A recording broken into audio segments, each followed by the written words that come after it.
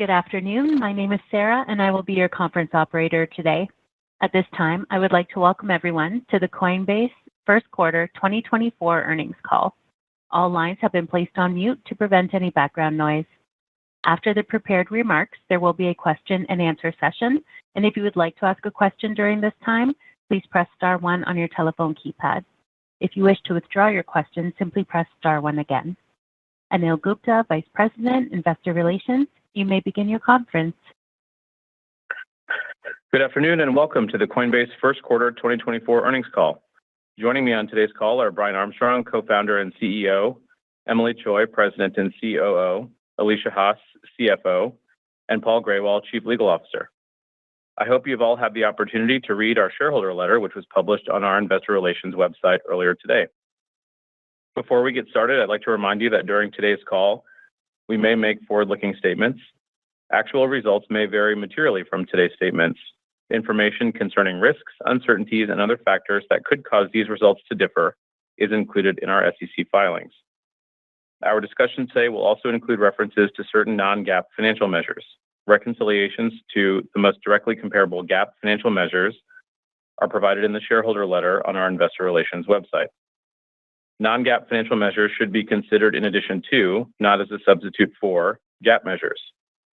We are once again using the Say Technologies platform to enable our shareholders to ask questions, and in addition, we will take some live questions from our research analysts. With that, I'll turn it over to Brian for opening comments. Thanks, Anil. Q1 was a very strong quarter. We generated more adjusted EBITDA than we did all of last year. Keeping our cost structure low while continuing to innovate is really paying off. To kick off today's call, I wanted to provide a progress update on the 2024 priorities that I shared on our Q4 call. As a refresher, they are first, driving revenue. We're doing this through improvements to our core simple trading experience, growth in stablecoins, winning in the derivative space both in the US and abroad, and driving international growth by investing in key markets. Second, we're driving utility in crypto. We're doing this through Base, our low-cost Layer 2 solution, and building a better payments experience on crypto rails. And third, we're driving regulatory clarity. We're doing this through the courts, through collaboration with policymakers around the world to pass sensible rules, and most importantly, through activating the crypto voter base to elect pro-crypto candidates in this upcoming election. Let's start with driving revenue. In Q1, we capitalized on strong market conditions, and we saw many of our investments through this last downturn begin to pay off. Our institutional business continued to see meaningful growth, in part driven by the excitement around Bitcoin ETFs, which drove new customer adoption across our product suite. Coinbase Prime reached all-time highs in trading volume and active clients, and nearly 40% of our clients engaged with 3 or more products in Q1. Turning to derivatives, both Coinbase Financial Markets and Coinbase International Exchange have shown promising growth in their early stages. In Q1, Coinbase International Exchange added 15 new perpetual future listings. We've also increased the position limits across both products. USDC market cap increased over 30% year to date and is growing faster than major competitors. We see higher engagement from customers who hold USDC balances on our platform, so we've been investing in growing those platforms' balances by unifying order books on advanced trading and offering competitive rewards. And while it's still early days, we're also seeing great traction with Coinbase One, our consumer subscription product, which surpassed 400,000 paid subscribers in Q1.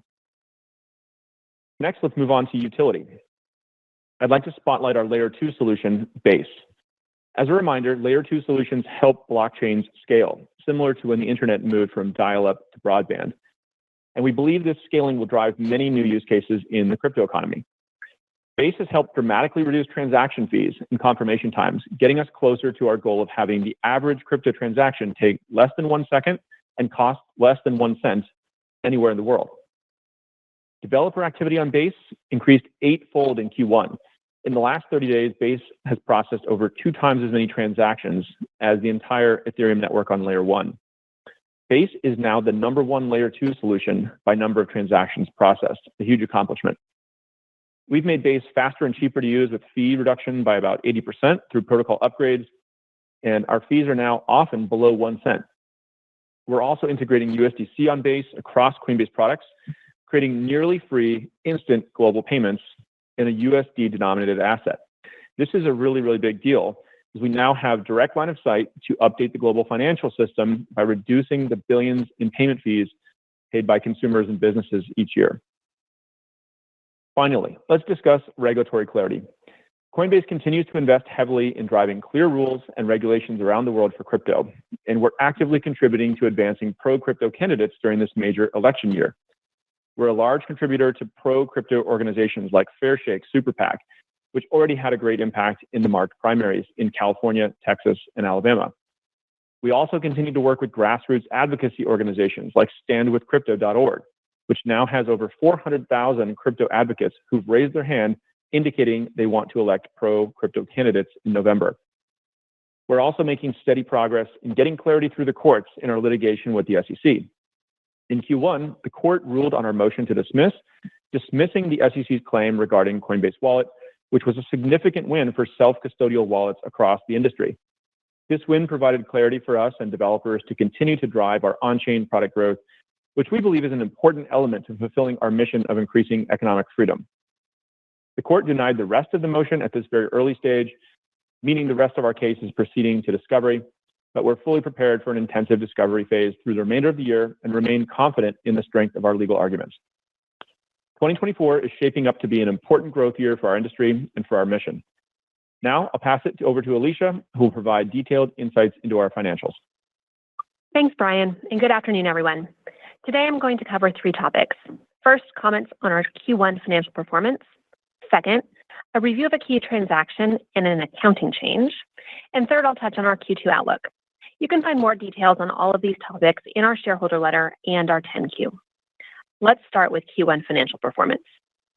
Q1 total revenue grew 72% quarter over quarter to $1.6 billion. We generated $1.2 billion in net income, and adjusted EBITDA was $1 billion. As Brian said, more than we generated in all of 2023. We ended Q1 with a strong liquidity position, including $7.1 billion in USD resources, and equally, if not more importantly, our customer safeguarded assets grew to $330 billion. We are proud to safely store over 12% of total crypto market cap on our platform. These results reflect our focused execution on product expansion, our ongoing operational discipline, and strong crypto market conditions. Looking at transaction revenue grew 103% quarter over quarter to $1.1 billion. This is driven by higher crypto asset volatility, as well as crypto asset prices, which both increased sharply in March. On the consumer side, trading volume growth was strong across both simple and advanced, resulting in our consumer blended average fee being roughly flat quarter over quarter. We saw higher engagement from users acquired in 2023 and prior, as well as new user growth. We also gained market share in spot trading on both the consumer and institutional trading platforms. Brian shared earlier in his opening comments, but Coinbase Prime trading saw their all-time highs in the first quarter. I want to share that in the first quarter, we broke out other transaction revenue, which consists of revenue from base sequencer fees and payment-related revenue. These revenues were previously included in consumer transaction revenue. Our goal is to drive utility and experiment with payments, and this new revenue transparency helps provide investors insight into that ambition. Our subscription and services revenue grew 36% quarter over quarter to $511 million. This growth was driven by higher crypto asset prices and native unit growth. I'd like to call out that the price of Ethereum was 60% higher when comparing March 31st to December 31st, and was a key driver of the blockchain rewards revenue growth. On the native unit front, we did see inflows into both custody and staking. USDC market cap grew 32% to close Q1 at over $32 billion. I'd also like to note that in Q1, we renamed interest income to interest and finance fee income, and we reclassified prime financing fees to this line, which was previously recorded in other subscription and services revenue. On the expense side, total expenses increased 5% sequentially to $877 million. And as we shared on our last call, the primary driver of quarter-over-quarter expense increase was higher stock-based compensation. All right, second topic. There are 2 items to note today. One In the first quarter, we issued a convertible note. This was an opportunistic capital raise that raised $1.1 billion in net proceeds and added to our cash balance. We plan to use proceeds from that capital raise to repay our outstanding debt at or prior to maturity, depending on market prices. Second update, notable accounting change. We early adopted Accounting Standard 2023-08. As a result, we now account for all crypto assets that we hold on our platform at fair value, as compared to historically, where we accounted for these assets at cost less impairments. In Q1, since crypto asset prices were higher on March 31st as compared to December 31st, we recorded $737 million in pre-tax crypto asset mark-to-market gains. The majority of this was unrealized at quarter end, i.e. we had not sold the assets and realized this gain. You can see that in two new financial statement line items. First, $86 million in gains on crypto assets held for operations net and operating expense, which pertains to crypto held and used in our operations. Second, $650 million recorded in gains on crypto assets held for investments net, which is below the line and pertains to our long-term investment portfolio. We will be adding back gains or losses on the crypto investments to adjusted EBITDA, as we do not consider those assets to be part of our day-to-day operations. Last, I'd like to touch on our outlook. We shared in the letter that April transaction revenue was over $300 million, and that we anticipate subscription and services revenue to be in the range of $525 million to $600 million. This assumes crypto asset prices stay in the range we have seen year-to-date 2024. On the expense side, we expect technology and development and general and administrative expenses to increase sequentially to $660 to $710 million. This increase is primarily driven by higher variable expenses, notably customer support and certain infrastructure expenses related to higher trading volumes. I want to point out that on the customer support side, expenses typically lag revenue growth and trading volume growth, as it takes us time to ramp up the resources to meet higher volumes. Last item of note on the outlook. We are investing in additional sales and marketing expense and expect these to increase to $150 to $180 million. The primary driver in this growth is USDC rewards due to USDC on-platform growth. We ended Q1 with $5.5 billion in USDC on platform, nearly double compared to our Q4 ending balance. And therefore, the reward payouts on these incremental balances will increase in Q2. We are pleased to see this growth in USDC and our incentive programs driving the broader adoption of our platform products and services. With that, Anil, back to you for questions. Thanks. So let's turn to shareholder questions. We're taking the most upvoted questions as determined by the number of shares. Our first question is, how profitable has the Base network been, and how will this drive value to shareholders? Alicia? Thanks. As Brian shared earlier in his comments, we're seeing some really encouraging traction on Base. And I just mentioned that we have a new revenue line item called Other Transaction Revenue. It's a combination of the Base sequencer fees and payment-related revenues. Quarter over quarter in Q1, the growth that we saw was primarily driven by growth in Base sequencer fees. It's early days, however, and our primary focus is on growing developer activity, driving adoption, driving those transactions that we noted earlier. I want to point out that Base has really strong unit economics. So as we grow transaction volume, which is the key growth metric we are focused on, we believe that Base can become a material contributor to our revenue and profits over the long term. Thanks. So our second question is, have you done an analysis to determine the net revenue impact from the spot ETFs? Emily? Sure. As Brian mentioned, the ETFs unlocked a flywheel of customer engagement across our Coinbase Prime product suite, and we were excited to see 40% of institutional clients engage with 3 or more products in Q1. We saw both direct and indirect revenue impacts from the ETFs. The direct impact is clear in our financials. We saw native unit inflows as the custodian for 8 of 11 issuers. This supported growth in our assets under custody of 69% quarter over quarter to $171 billion, as well as growth in our custodial fee revenue of 64% quarter over quarter to $32 million. We also saw strong growth in Prime Finance revenue, which contributed to interest and finance fee income being up 36% quarter over quarter. On an indirect basis, in addition to Coinbase Prime reaching all-time highs in trading volume and number of active clients, we saw elevated trading activity across the board in Q1. We saw broad-based consumer growth in advanced and simple, with consumer trading volume up 93% quarter over quarter, outperforming the U.S. spot market.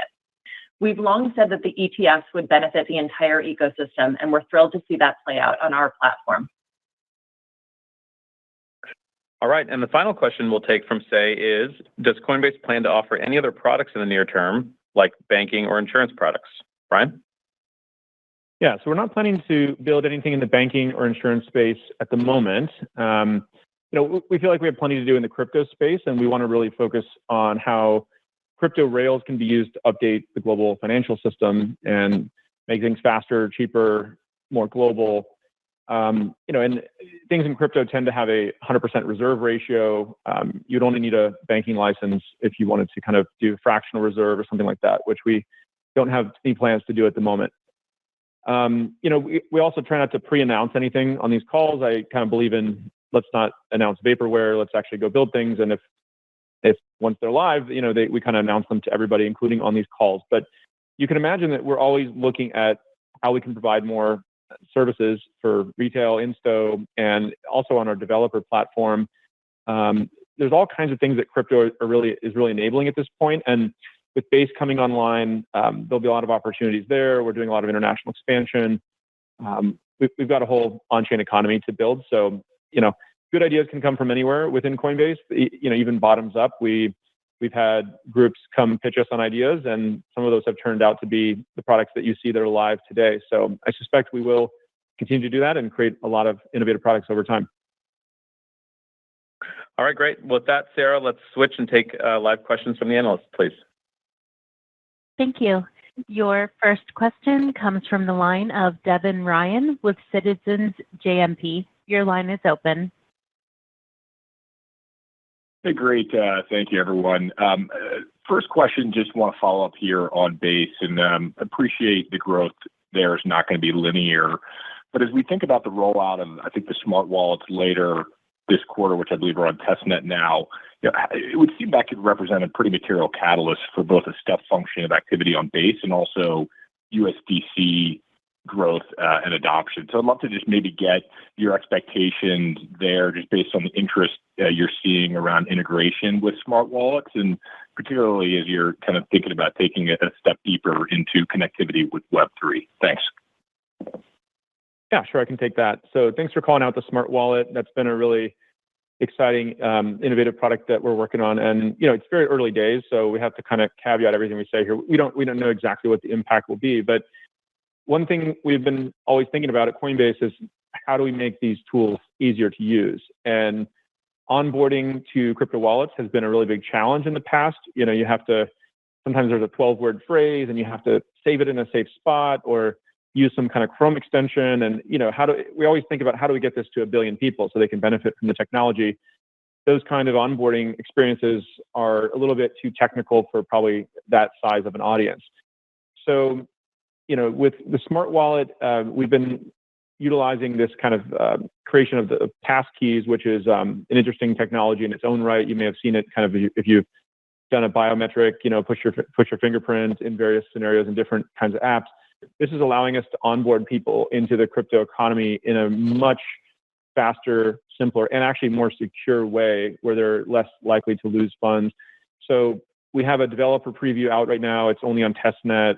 We've got incredible developer interest in it. And that's a really exciting thing because all of that leads to basically more applications getting built. And it goes back to that analogy I mentioned where Base is, I think, kind of going to be like the internet moving from dial-up to broadband. If we can build better developer tools, we'll get more applications, and that's how we eventually get it to 1 billion people. Okay, terrific color. Thank you. Just to follow up, obviously a big step up in USDC resources from 5.5 billion to 7 billion. I know you benefited from the convert, as you guys mentioned, but also strong cash generation in the business. So if we think about just the level of growth you're seeing right now and all the areas that you're focusing on and the areas that need capital to grow and support their businesses versus ones that don't, how are you thinking about kind of the capital needs, I guess, of the business now, and where does that leave you just with what I would think is just kind of building capital for capacity to do other things like more aggressive M&A or even potentially return capital to shareholders. Just love an update there as well. Thanks. I'll take this one. So we are plowing a fair amount of capital into our prime financing business. We ended the quarter with just over $700 million in loans, which the majority of them came from assets on our own balance sheet, whether that was fiat, USDC. We have a new footnote that discloses a lot of detail around that lending portfolio. So that business is using liquidity. I wouldn't say that it's using a lot of our capital today, but we are bridging that product as we grow and develop a two-sided marketplace for institutional lending. We also use capital for international expansion as we set up new licensed legal entities around the world. But overall, I would say we have a very capital efficient business where we have positive unit economics in our products and we don't require significant capital either in the form of CapEx or balance sheet to support them. So our balance sheet is intended to be bridge capital for a lot of these bootstrapping the products as well as opportunistic so that we can pursue M&A. And I'll pass over to Emily to share what we're looking at on that front. Sure. Well, we always look at a spectrum of buy, build, partner, invest activities. And so, for example, sometimes we'll see really interesting opportunities that are kind of further out for us that would be well suited for venture. Whereas if we have something on the product roadmap that we think is incredibly important to the future of Coinbase, we're going to probably build or buy that. And we have done historically very well with M&A to bolster the product portfolio. You can think of things like Tagomi and Zappo, for example, that helped us build our institutional product platform. Right now, we happen to be shipping very well organically. We launched in Canada, Brazil, Singapore. We have the international exchange. And so we're leaning a little bit more into our ventures arm, but we're watching M&A opportunities all the time. We closed Ordam in 2023. That's now Coinbase Asset Management. We are acquiring a MiFID license for the EU. We announced that in Q1. That should unlock derivatives in 20 plus EU markets. And we're just going to continue to use the strong balance sheet to drive growth where we see high quality opportunities. Your next question comes from the line of Ken Worthington with JP Morgan. Your line is open. Hi, good afternoon, and thanks for taking the question. So 1Q24 total revenue up 72%, 1Q24 total expenses up 5%. You know, that's amazing operating leverage. In your 2Q guidance suggests some higher costs, but still a very high level of profitability. How are you thinking about the right level of investment in the context of what is a good cryptocurrency environment, but acknowledging that you can't sort of turn on and turn off investments as quickly as revenue might move around? Is there sort of a logical margin range that in these better cryptocurrency conditions you feel is right over a longer time frame, balancing the need for future growth and current profitability? Thanks, Ken, for your question. So I think it's important to note that our focus is on positive adjusted EBITDA, and our overarching goal is to generate positive adjusted EBITDA in all market conditions. You saw that in 2023, those adjusted EBITDA margins were in the 30%. Obviously, when we see strong crypto market conditions, we were able to deliver the Q1 performance that you see today in the 60% range. But the focus here is on learning the lessons from the past, and we learned in 2021 that we grew too quickly. So as we look at 2024, we are going to be making investments. We are planning to be prudent and modest to support the strong performance we've seen year to date, and especially some of the early traction that we're seeing, for example, in Base, in USDC, and some of these other products that are not as correlated with crypto market prices and volatility. For the outlook we provided for Q2, the majority of the increase, though, is coming from variable spend. As I noted in my comments, we see CX customer support and compliance operations typically lag trading volume. And so the spike that we saw in March, the expenses are really hitting in Q2. And then we also have some infra-related spend associated with scaling our infra to meet demand. So we are going to be prudent. We expect to see some modest headcount growth in Q2, but we plan to be able, in strong market conditions, to deliver to the bottom line. Your next question comes from the line of Benjamin Budish with Barclays. Your line is open. Hi, good evening. Thanks for taking the questions. Maybe just a couple of sort of model-related questions. First, on the payment-related revenues and the sequencer fees. On the payment side, could you talk a little bit more about what those are exactly? How should we think about, modeling them? What are the key drivers? Sure. So it's a broad category for everything on the platform that is payments related. It includes instant withdrawal fees, debit card fees, commerce fees, and some of the more venture type products that we have in the portfolio that are payments related. So I would say that Base, as I mentioned earlier, has been the biggest contributor to growth quarter over quarter, and that is the largest of these revenue streams at this time, but the payment related are the ones that I named. Got it. Helpful. And then just on the institutional client engagement, you talked about, I think, 40% of institutions seeing engagement with 3+ products. Can you talk about where that is, and is it sort of you've got a client who started with trading and they add prime and borrowing and they're doing stuff with the ETFs? Can you maybe unpack that a little bit? Anywhere you're seeing particularly strong traction, any particular types of products? Sure, happy to. So I think it's really important to kind of zoom back and look at the last bull run where our institutional offering in 2021 was really limited to like the custody platform. And over the last few years, we've built out a full prime suite. And so the prime suite offers custody, trading to the prime brokerage product. It offers financing now. We have staking. And so we're seeing customers engage across that product spectrum. I would say custody, trading go hand in hand. And then you see, depending on the type of client, whether they need financing business or whether they're in staking, tends to be a mix depending on the types of clients, but we're seeing good adoption across each of those, which has led to the growth that you saw in the quarter. Your next question comes from the line of Owen Lau with Oppenheimer. Your line is open. Yeah, thank you for taking my question. Could you please add more color on your strategy for Lightning Network and payment? What is the traction on encouraging more merchants to use Lightning Network, and what are the major pushback from them? Thank you. Yeah, I can take that one. So as I mentioned in the opening remarks, one of our goals is to drive down the cost and the confirmation times of all payments in crypto, really all transactions in crypto, I should say. And Bitcoin is the largest network out there. And so Lightning was a big effort that we went on in partnership with Lightspark, by the way, to enable the Lightning Network on Coinbase. So this actually decreased the transaction times by over 99%. They essentially became instant on the Lightning Network versus roughly a 10-minute block confirmation time on the Bitcoin layer 1.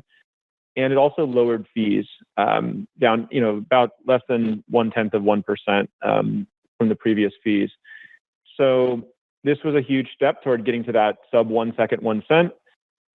If we can do that across all the major chains, and sort of make layer 2, like Lightning Network, a default within our apps and products, then I think the average transaction happening in crypto, or at least on our products, will get under that 1 second, 1 cent. And my excitement about that is that it allows us to really start to fulfill some of the long-term goals of crypto, which is how do we update the global financial system?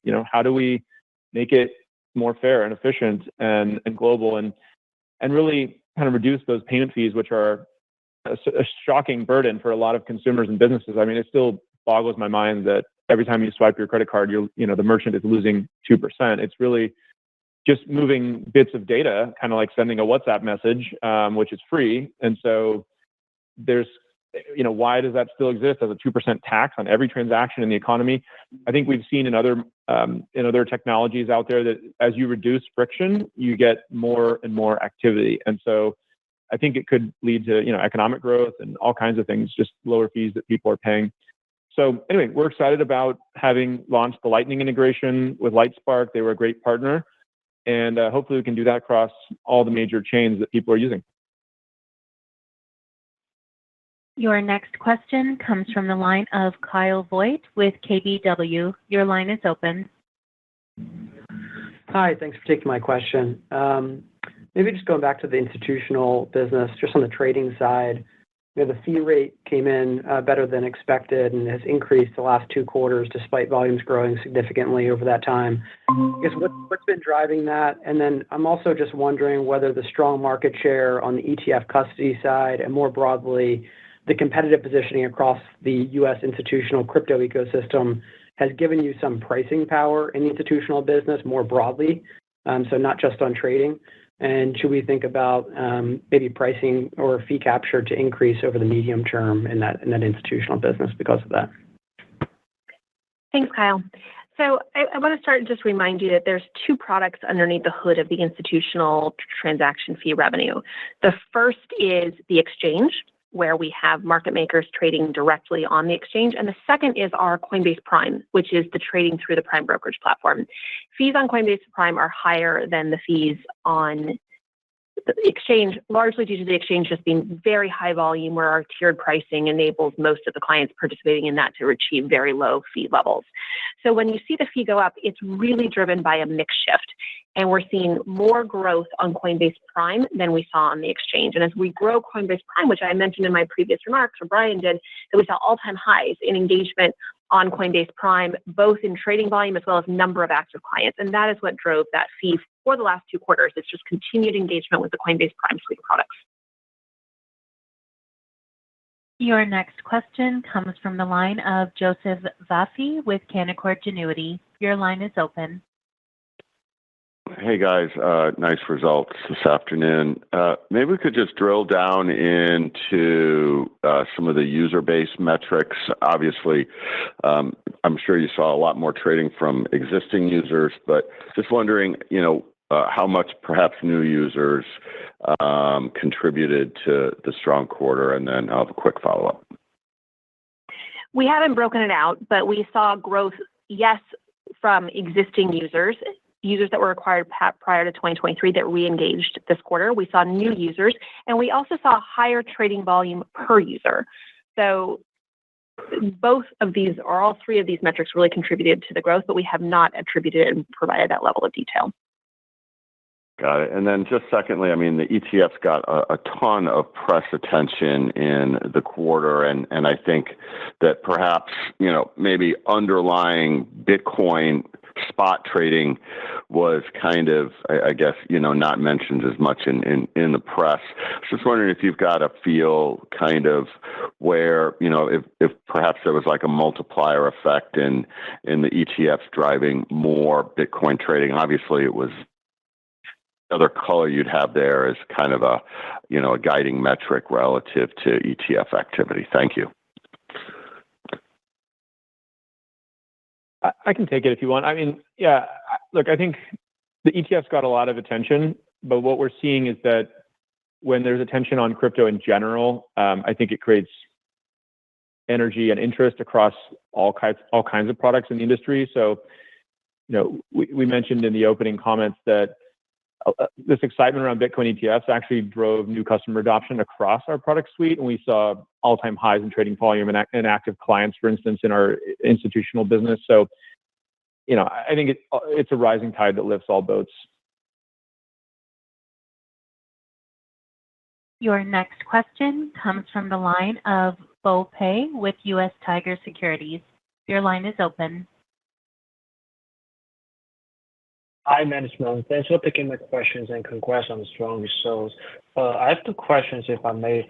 So, what is your view on the recent wealth notice received by Uniswap Lab? Do you think this will potentially impact the U.S. crypto industry and ultimately make crypto less accessible to U.S. users? And second question, also on regulatory front, it seems that the U.S. SEC wants to classify Ether as a security.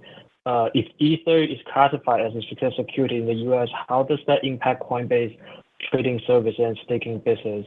Does that mean Coinbase have to stop offering trading for Ether and other cryptocurrencies classified as securities? Thank you. This is Paul Grayl. I'm happy to address each of those questions. On the Uniswap Wells notice, I think it's noteworthy that Uniswap responded publicly, transparently, and made very clear their view that none of the claims that have been suggested or presented to them have any merit whatsoever.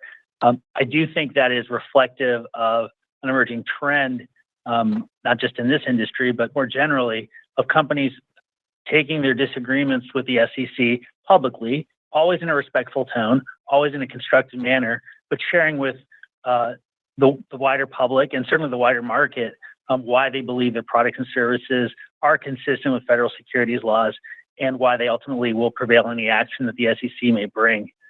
As for the ETH issue that has been presented in the consensus declaratory judgment action that was recently filed, what I think consensus has done in that particular case is, again, in a very transparent, productive, constructive manner, laid bare an issue that has been somewhat confused if you look at SEC statements and the positions of the Commission over the last several years. The SEC has made very clear in the past that ETH is not a security. In fact, not only was that the position of senior officials at the SEC, the current chair of the SEC said that same exact thing prior to his appointment in the years that followed. So we're fully supportive of both Uniswap and consensus in their view. The court process, of course, will have to play out, but we're confident that, as Brian has always emphasized, one way or the other through these court processes, we're going to get clarity for the market and certainly for Coinbase that unfortunately the SEC has not been willing to provide in its own right. Your next question comes from the line of Mike Colonnese with HCW. Your line is open. Hi, good afternoon, guys. Thank you for taking my questions and really great quarter here. So my question is around USDC. So the market cap has grown by over $8 billion since the start of the year. What do you consider the primary driver supporting this rebound, and how are you thinking about growth over the coming quarters? And then as a quick follow-up to that, I saw that you mentioned in your shareholder letter that you've seen a step change from legislators in recent months.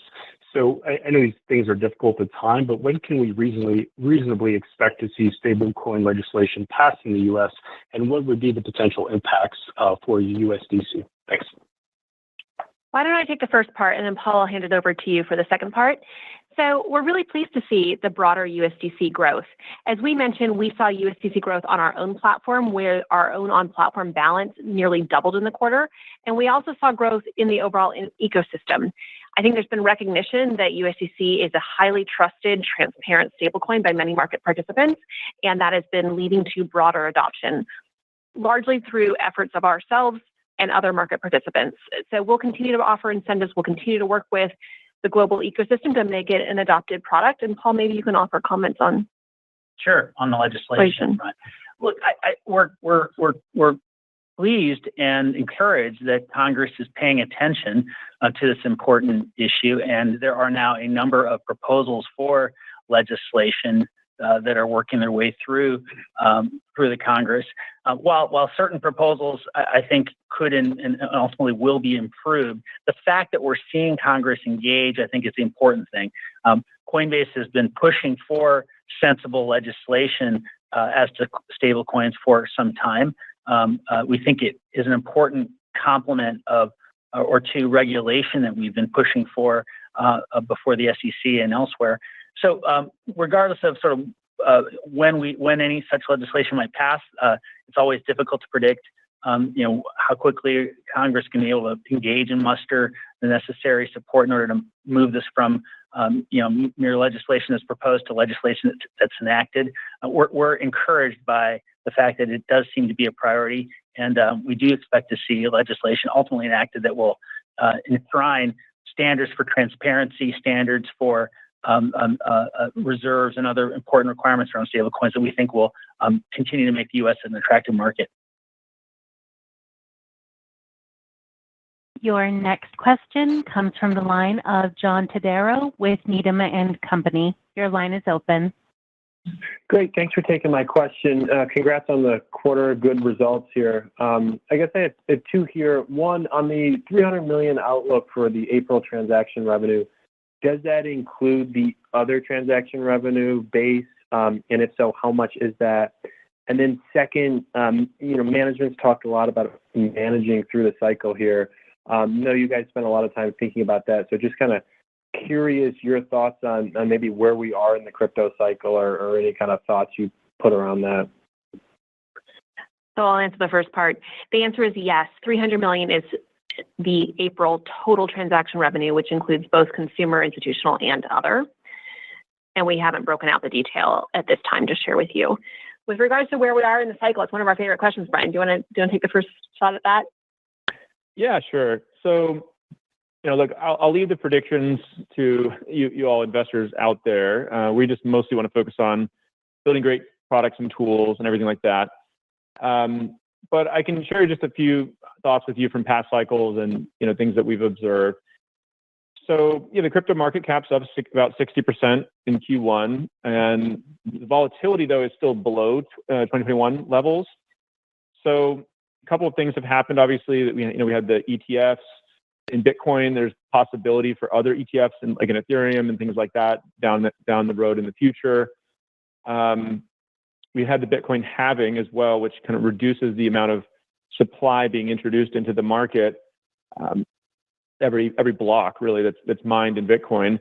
And so, if you have the same amount of inflows, but half as much supply being generated every day, then, you can imagine what that does. And so people anticipated that, and people, speculate around those. But, an interesting way to look at it is kind of in past cycles, what happens post halvings. And historically, it's taken about 12 to 18 months for Bitcoin to peak after halvings. So, who knows if that will happen again, but it's just an interesting data point. So those are all kind of the things that we think about. And I actually think layer 2 is probably the biggest piece that's coming down the pipe next. We talked about Base, getting those transaction fees under 1 second and 1 cent. It not only is it really interesting for global payments, but it's interesting for lots of different applications that can be built on blockchains. In past cycles, people started building things like DeFi and NFTs. These are things which you might periodically do a transaction, and it's okay. You're okay paying kind of a higher fee for that, because how often are you going to do a trade or a purchase, and maybe the fee is $5, $10, $25 or whatever. For other types of applications, like if you want to make a decentralized social network and every upvote or like button is happening on chain, or you're in some sort of a game, or something that's more of a daily, hourly, by the minute use case, the costs and confirmation times have to come way down. And that's what we're seeing now with layer 2. So that's really hard to predict exactly what's going to happen, but I think it's pretty exciting. We have one more question in the queue. It comes from the line of Pete Christensen with Citi. Your line is open. Good evening. Thanks for the question, and congrats on the great results here. I'm curious. So press reports are indicating potentially that Loomis Gillibrand could hit the floor at some point next week. And part of that bill, as you likely probably know, is the dual banking system debate, and whether or not states can issue their own stable coins independently of the government, the federal government. I'm just curious how you see state-issued stable coins kind of playing in the market. Is that potentially an opportunity for Coinbase? I'm just curious if your thoughts around that dynamic. Thank you so much. I'm happy to take that one. I think the point that you're raising around the role of state governments, and in particular state chartered institutions in supporting the crypto ecosystem, and in particular stablecoins, is an important one. Whether that ultimately comes to pass in any final legislation that's enacted remains to be seen. But we do think it's very important that states continue to have an important role in supporting stablecoins and supporting crypto more generally. We do think the dual system serves consumer and investor interests reasonably well, and we're hopeful and confident that in any legislation that's finally passed, that will continue to be recognized. Great. Thank you, Paul. All right. Well, that does it for today. Thank you all for your questions, and we look forward to talking to you next quarter. This concludes today's call.